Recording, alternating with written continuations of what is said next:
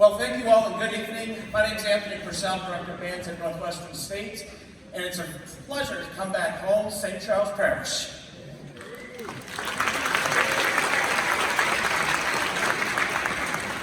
A little bit more about that later on. The first piece that you heard was the March Triumphal from the opera by Giuseppe Verdi called Aida. And Aida was an Ethiopian princess who was captured by the Egyptians. And one of the military commanders fell in love with her. And he had to choose between love of country and love of Aida. And once the Egyptians conquered Ethiopia, it then became loyalty to country. But as a gift from the king, whose daughter loved the commander loved someone else, he decided he wanted to make sure that he would be able to free the prisoners of war, if you will, and one of them was Aida. That march comes from Act 2, where the commander, after the win in battle, grants him his wish.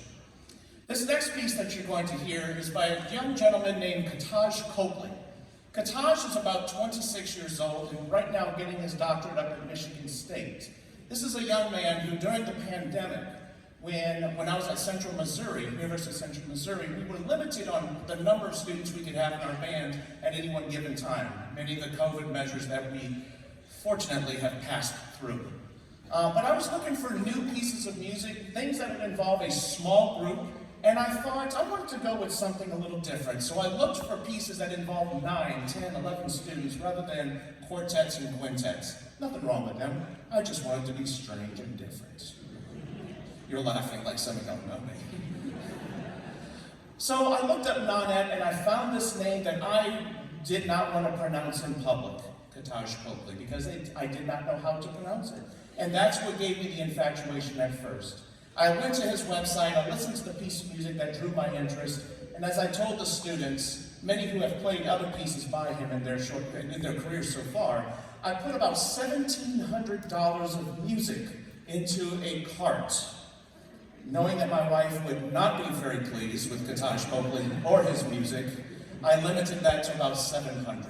Kataj is a young man who, it just inspired me just from his youth and not getting a formal education in composition, but in music education, which prepares us, but not the direct path most of us are used to.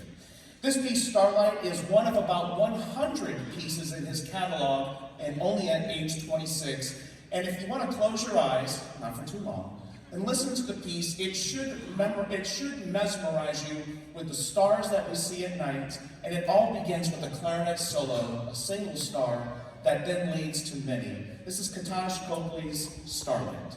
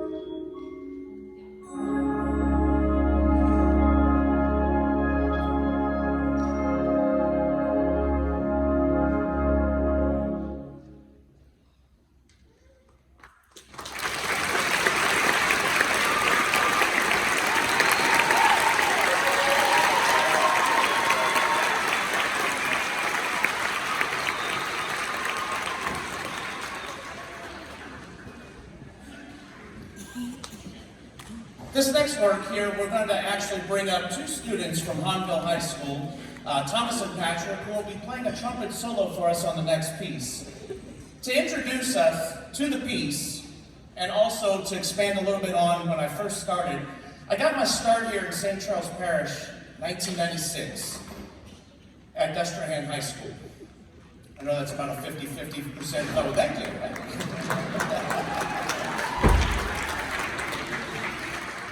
And this is where I got my start right after graduating from Loyola. And I learned quite a bit. Number one, college doesn't teach you everything. Number two, Al Horn makes the best jambalaya on earth. Please don't tell my mother, she's in Kenner, and that's not a good thing. But Al, love you, buddy. Oh boy. There have been many students who have been impacted by this parish and its school board, present and past. I owe a lot to Rodney LaFawn. Rodney was a student at Loyola a few years before I was, but we shared the same professor, Joe Ager. And going through Loyola, sometimes you hear stories once in a while about former students. Sometimes things to avoid, and other times things to aspire. Rodney was one of those in the latter, and sometimes in the former, but in the latter mostly. When I met Rodney LaFawn, it was right after I interviewed, and I toured the Destrehan campus after interviewing at central office, and knowing he was a music ed and a friend, it really comforted me to know that that's how I got my start. The mural that is in the front with his photo, we were eating dinner last night, and I told some of my friends, many who I either taught with or know of or former students in some capacity. I said, I'm not sure how I feel about eating in a nice building with Rodney looking over me. So, Rodney, we took care of it. We took out the trash, buddy.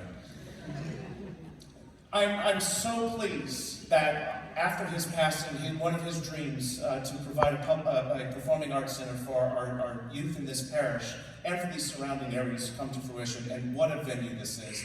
Please help me thank Rodney, his leadership, and our current school board.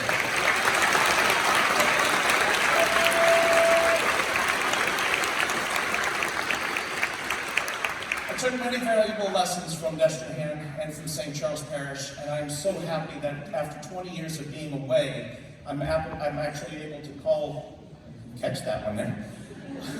We're doing some aerobatics too, so it's going to be fun. I'm so happy that I get to call Louisiana home again, and being up in Natchitoches and being so much closer to home, it really fills my heart.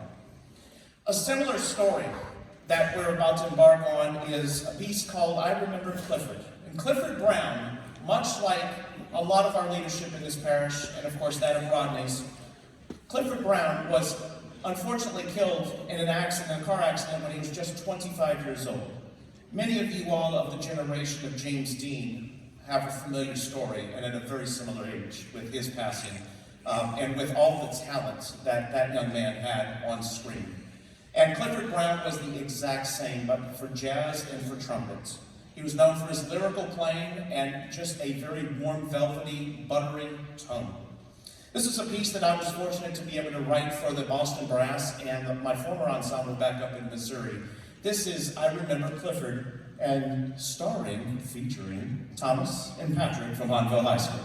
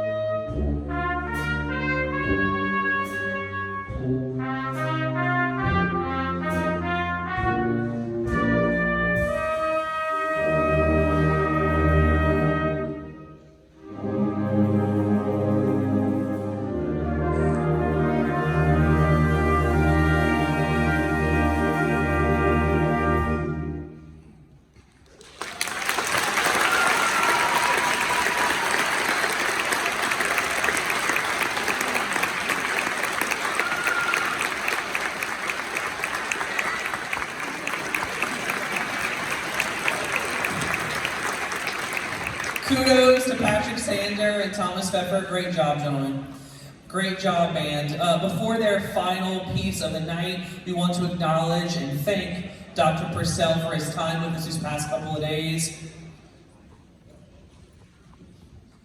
Thank you so much, Dr. Purcell, for being here.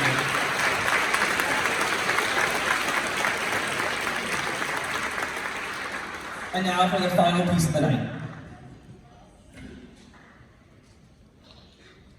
I always try to stay on script because my wife tells me when she attends my concerts, I know when you go off script and I know when you don't prepare them.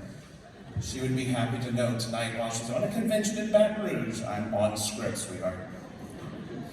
This truly has been a pleasure. You always feel and hopefully believe in that as a clinician because the opportunity to get to work with young students, whether you're at the college level, elementary, it does not matter. The fact is this is where the work is, this is where the rubber is meeting the road. I would like for you to help me thank not only the administrators that support the band programs, our school board that supports our band programs, but all of the hard work of not only the students, you as parents, but their directors. Would you please give all of those folks, including yourself, a hand?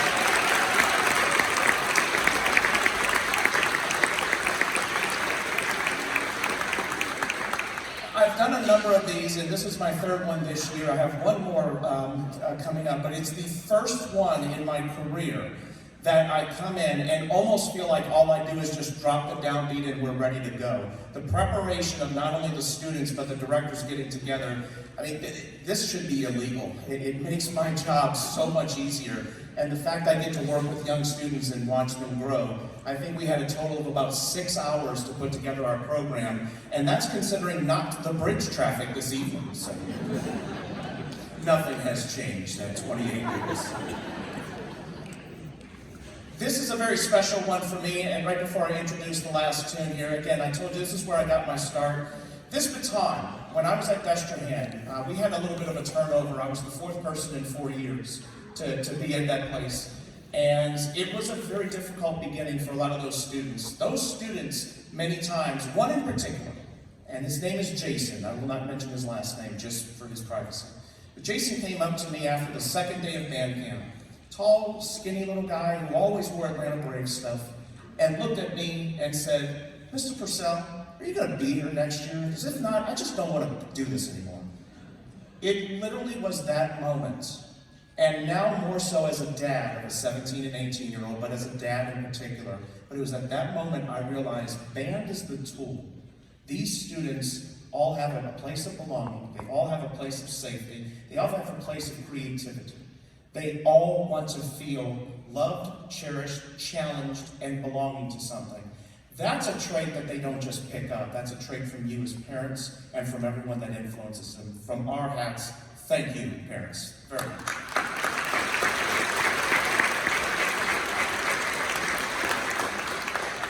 That year, I told the students that I would be returning. I had some that were happy. I had some that were, darn, I didn't do it. But at the end of the year, they gave me this baton. This baton is 27 years old. And I carry it with me in every one of these honor bands that I do as a reminder that it's not always about the end product. The end product is important because I've been through those middle school and elementary band concerts as a dad thinking, oh God, 4 more pieces, okay. But that's okay. The end product is not what's important. It's how we got there. And this baton reminds me of those days, of those students, and what it means to them to do not only this, but what they do each and every day. I really do appreciate that. Our final piece is a little tongue-in-cheek. I chose this, acting like a clinician who's never been to Louisiana. It's called Of Gale Force Winds. I apologize, and if we summon anything this coming June, my name is Gary Westbrook, and I teach at Charleston State University in Texas. Thank you so much. Enjoy our last piece.